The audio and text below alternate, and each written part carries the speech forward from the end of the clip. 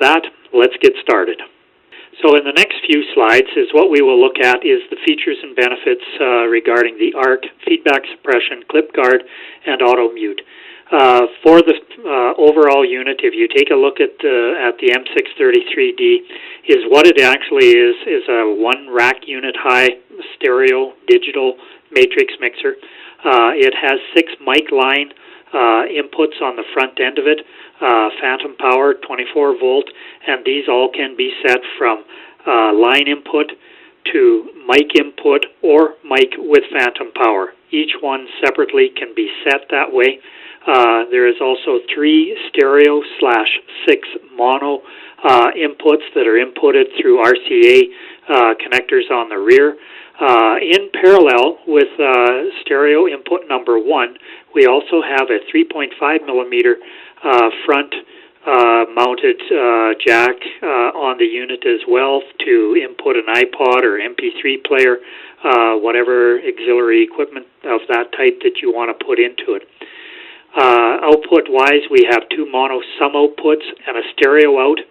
There's also a record output jack off the stereo bus. On this and on the next few slides, we'll be looking at the feature of automatic resonance control, referred to as ARC. Here, advanced new measurements and processing algorithms are used to improve speech intelligibility and sound quality in facilities with challenging acoustical environments. Is what happens here, they automatically identify the room node frequencies and then apply an inverse response curve to compensate for measured room response. We'll refer to this here as room mode compensation. Here, this is getting into the feedback suppression feature. Feedback suppression is found on each of the 6 mic line inputs.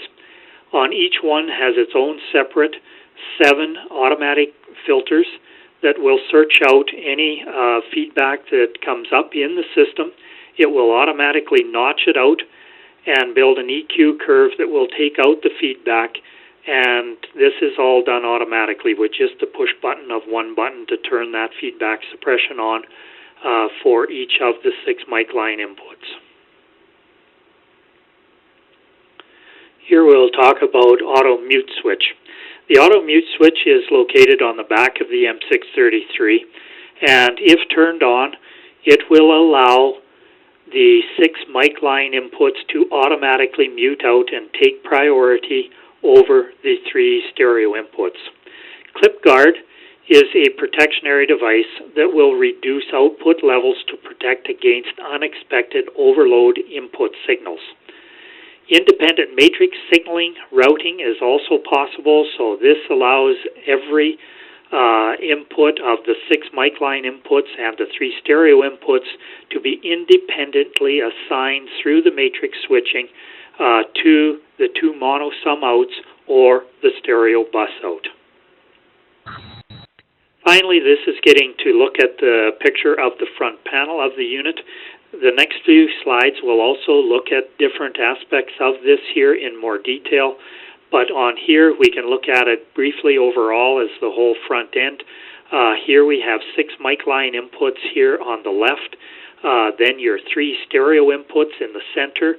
On the right side here we have the 3 outputs, which is 1 stereo out and 2 mono sum outputs. Across the top of all of it is your assignment path space switches, and we will show that on a later slide here, more on that coming up. You also have the ARC switch here as well on the front, and then on the sides you also have, beside the power switch here, the stereo input for a 3.5 millimeter input that is also in parallel with stereo input number 1 on the back of the unit. Here's a closer look at the input security cover and the assignment switches behind it for the 6 mic line inputs and the 3 stereo inputs.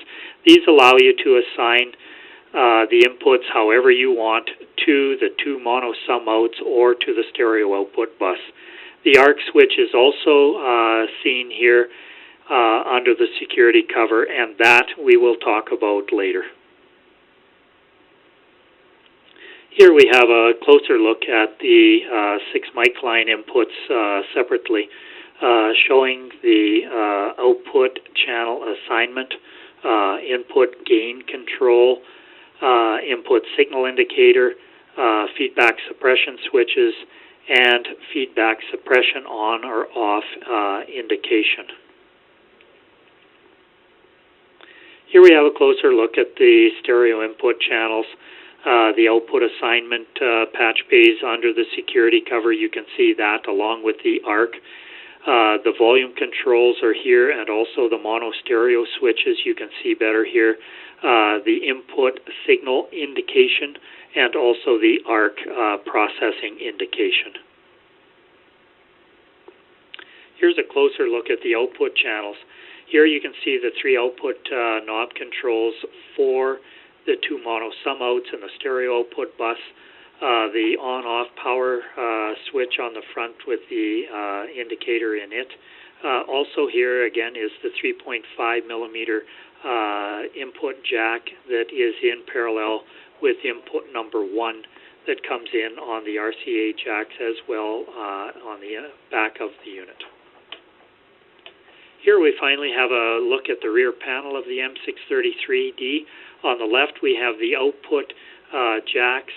These are coming out through Phoenix connectors, balanced outs. You have the stereo out and the 2 mono sum outputs here. Next to that we have the record output jacks. These are in parallel with the stereo jacks and are coming out on RCAs. Then we can see here the 3 stereo inputs. Also then next here is the 6 mono mic line inputs. In between here is your auto mute switch, which gives the mic line inputs priority over the stereo bus if this switch is turned on. Above the inputs for the mic line inputs are the sensitivity settings. Each one of these mic line inputs can be set up separately, either as a line input level, a mic level, or mic with phantom power. This is separately selectable on each input independently. The input connection here is very flexible as well, as we have the balanced Phoenix connectors on each input, also a 1/4-inch input jack as well. Now, finally getting to the block diagram of the unit, and hopefully this will help tie the whole system together. On the top left, we have the 6 mono mic line inputs on it. These are coming into the Phoenix connectors on the back of the unit in parallel with the balanced 1/4 inputs. Next on the block diagram, you see here the phantom power, where the switching for the phantom power comes in. That is brought in automatically by the switch for the sensitivity inputs on the back of the unit. Each input of the mic line inputs can be set up separately and independently as a line input, a mic input, or as a mic input with phantom power. From there coming through, you come through the A to D, analog to digital converters to get us into the digital world, and then behind that we have the signal LEDs. Green shows us signal present, red shows us that we're peaking it. Also, that is where the volume controls show up on the block diagram. Behind that, we have the feedback suppression box, and that is on each individual input for the mono mic line inputs on it. The switch for that is on the front of the unit, and that can be turned off individually or on or off for each of the mic line inputs separately. So you have 7 automatic filters in each one of those, a total of 42 filters that can be used for feedback suppressions. It is done automatically. When that switch is turned on, it will automatically find the feedback, notch it out, build an EQ curve to flatten out the response and take out the feedback. Down below here we have the three stereo inputs that can also be set up as 6 mono inputs. In parallel with the stereo input, number 1 is your 3.5 millimeter jack. The RCA inputs are coming in on the back of the unit, and this 3.5 millimeter jack was coming in on the front of the unit so that you can input an iPod or MP3 player, that type of device, directly right onto the front end of the unit. Behind that, again, it goes into the A to D converters. Behind that, you have the mono stereo switching and the mute switching that takes priority so that the mic line inputs will take priority over these stereo inputs, and that again is done automatically if the auto mute switch has been turned on. Beyond this here, we get into the switches for the assignment patch bay. These were above all of the volume controls for the stereo and mono inputs. All these assignment switches are there under the security cover, and this allows you to assign to the two mono sum outputs or to the stereo output bus. Coming over on the output of the matrix itself, you can see here it comes into the ARC systems. There is actually 4 ARC systems that are built into it, 2 on the 2 mono sum outputs and 2 on the stereo output bus. To assign to these ARC systems and to program them, you assign through input number 1 with a microphone set out in the room. This is any ordinary wired or wireless microphone that you're using in the system. It does not need to be a special calibrated microphone. It takes that signal into the unit, passes it through the matrix, and can be used at that point to set up the ARC system and do the programming. When the ARC button is pushed down and held down for 3 seconds, it will automatically start into the ARC testing procedure. You will hear 2 pink noise bursts come through the speakers. You will hear 2 click sounds come through the speakers. You will hear it sweep the system 3 times with a frequency response from low to high. That allows the system to get the information it needs for its algorithms to create the ARC curve for the system to help take out the node frequencies of the room, which are going to help set up for better articulation in the room, and basically like a room EQ to help out in that area there.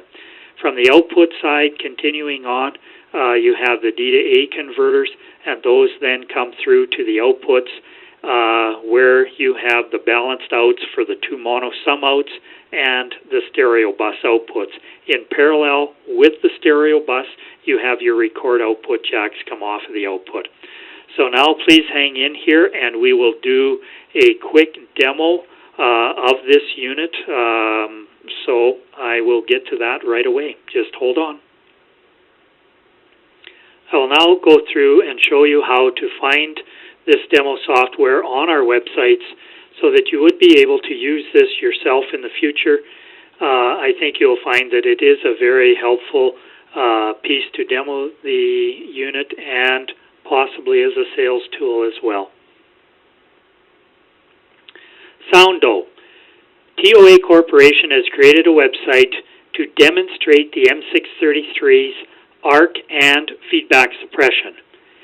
To get to this, you can visit TOA Canada's website at www.toacanada.com, view M633 flash content to experience the ARC and feedback suppression using TOA's M633. We tried to listen to the experience on my laptop today, however, as the low frequencies may have been lost while using the computer internal speakers and the phone lines, we recommend that you experience this website using external speakers or headphones to optimize the effect. Here's the bottom of the home page of the TOA Canada website. Down here at the bottom on the right side, you can also link to the new TOA Canada condensed catalog. You can download this and use this. The new catalogs are on their way out to you as we speak if you do not already have it. And below that is the link to the Soundo. Now this is normally the screen that first comes up. You can click on the play button. That will bring up a test tone. You can then shut the test tone off. And then from there, to get into the demo unit, you click on the ARC function to increase intelligibility. ARC function to increase intelligibility. The reason why sound is unintelligible largely is due to resonance. The plot that is shown here below is basically the standing waves that are created by the resonant reverberant frequencies and the node frequencies in the roof. Under interactive of the sound frequencies by the incident wave and the reflected wave sound between the walls. The resonant generated is difficult to subside even over a long period of time, and this results in poor sound intelligibility. Automatic resonant control function. Here, the ARC, using automatic sound field acoustical analysis, is able to create the digital filters required to generate compensation curves needed to suspend the resonant frequencies. As a result, the speech is heard easier and the music sounds clearer. In the demo, this is normally a short video clip, and as what this shows, it shows the ARC doing the measurements in the room.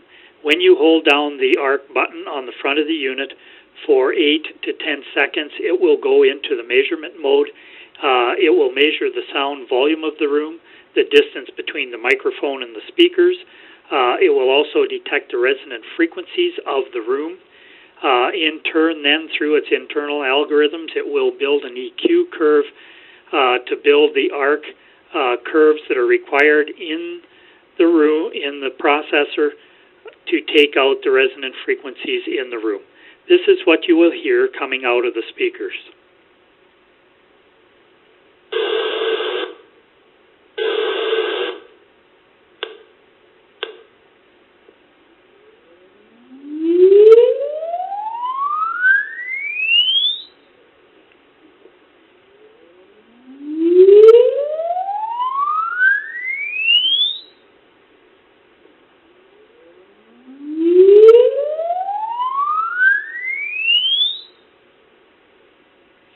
As you can hear, that takes about 30 seconds, and the ARC curve has been set and stored and is ready to go.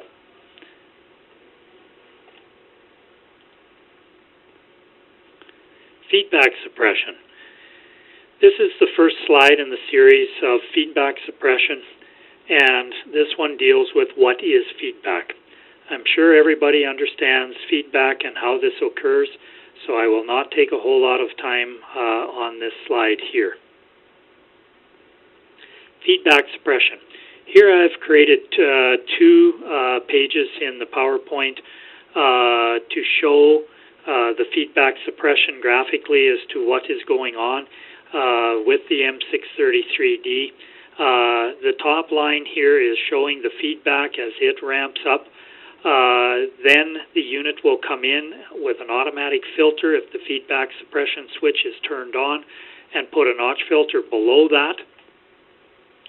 And in this slide here, you can see here that the notch filter has flattened out the top line and basically helped to reduce the feedback.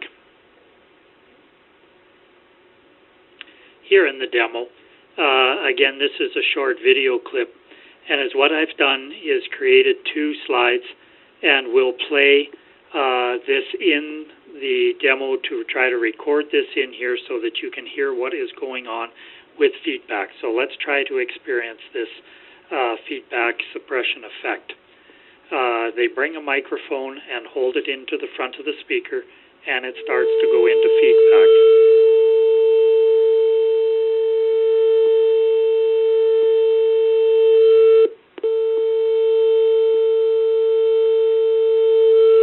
In this slide here, when he pushes the button, it automatically changes the EQ curve, takes the feedback out, and basically eliminates the feedback. M-633 performance at a gym. In the next few slides, these were taken from the demo again, copied in. This is a short video, and again, please look at the demo, that end of it. It is amazing what this is and what it does. Please listen to it with some headphones and or some better speakers on the system. Better yet, take the SRT5 out to a gym with the M633 and actually demo it live with the real equipment, as I've been told by a few people that have already used these and installed them with these mixer and the speakers in the gym. It is absolutely amazing what this does. But to explain what is going on here is what we have is the gentleman here is speaking into a microphone, in all cases the same microphone. This other microphone back here at the back of the gym is recording the sound in the gym. We have three systems here. The speaker up on the wall is your typical speaker in the gym. The speaker to the right is the SRT5, which is the speaker that's designed from the ground up for a line array speaker for a school gym. It normally is mounted at about 13 to 18 feet in the air. It does come with the hardware to mount it on the wall to face straight out. And at that distance in the air, it will hit the back wall in a larger gym at 100 feet out at 6 feet up the back wall. Bottom line is we will listen to a few of the different recordings with and without the M633 processor, and at the same time with the different speakers. So with that, we will have a listen here and go from there. Here we will listen to the typical speaker in a school gym and listen to it without the M633. Once again, TOA creates new value.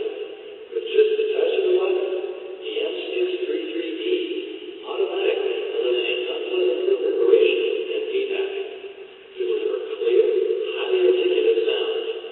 This new concept of digital stereo mixer is next generation unique.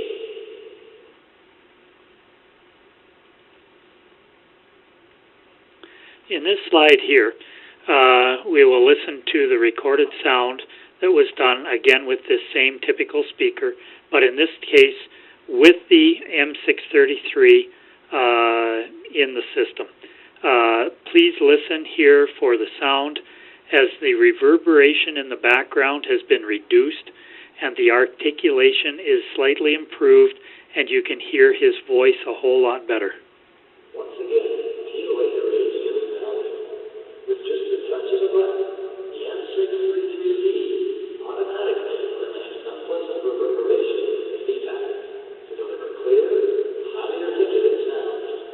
This new concept of digital stereo mixer is next generation unique. In this slide here, we will listen to the SRT5 without the M633. Once again, TOA creates new value. With just the touch of a button, the M633D automatically eliminates unpleasant reverberation and feedback to deliver clear, highly articulate sound. This new concept of digital stereo mixer is next generation unique. Now, in this slide, we'll listen to the recording of the SRT5 recorded with the M-633D. And again, please listen to how the low-end resonant frequencies have been lowered in the room, and again, the articulation is much improved. Once again, TOA creates new value. With just the touch of a button, the M-633D automatically eliminates unpleasant reverberation and feedback to deliver clear, highly articulate sound. This new concept, digital stereo mixer, is next generation unique.